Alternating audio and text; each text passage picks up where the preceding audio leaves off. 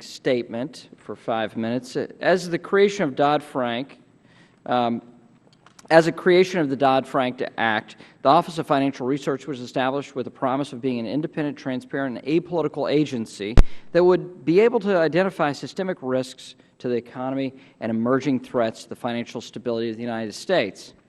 Yet 3 years later, OFR has failed to provide useful information about the biggest risks facing our economy. In the 2013 annual report, OFR delivers narrative descriptions of a variety of activities, policies, financial products, and financial institutions which it maintains pose a threat to the economy.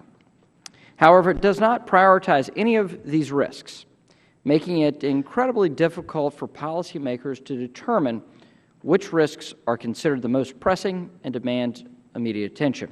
Just last week in the New York Times, Simon Johnson, the former chief economist of the International Monetary Fund, described the annual report as, quote, not impressive, saying it read like some of the less informative systemic risk assessments that we saw prior to 2007, end quote.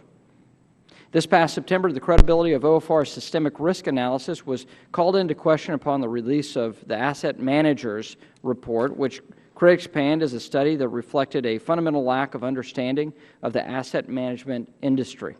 I concur. And the criticism did not come from industry trade associations and asset management firms alone. In fact, left-leaning financial advocate group Better Markets said through one of their leaders, Dennis Kelleher, in a comment letter to the SEC, he said, rather than focusing on the known systemic risks which materialized just 5 years ago, which inflicted widespread economic wreckage across the country, OFR chooses to take aim at the asset management buy side of the financial industry, which, by comparison, presents much lower risk and played no role or virtually no role in the most recent financial crash, end quote. The former chairman of this committee, Barney Frank, who I do not often quote, said about the asset management report, it just seems to me a listing of possible horror stories with no indications that there was any significant likelihood of any of it happening, end quote. Now, certainly Barney said it with a little more flair than I just gave you, and certainly a lot faster. But having said that, Dr. Berner, the OFR was sold to Congress and to the American people as an entity that would act as an early warning system. Through the promise of top-notch research, OFR was expected to help predict the next crisis.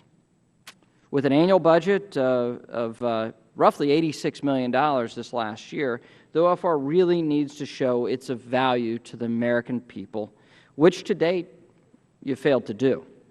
So I appreciate you being here, and I yield the balance of my time to my colleague from Missouri, Ms. Wagner.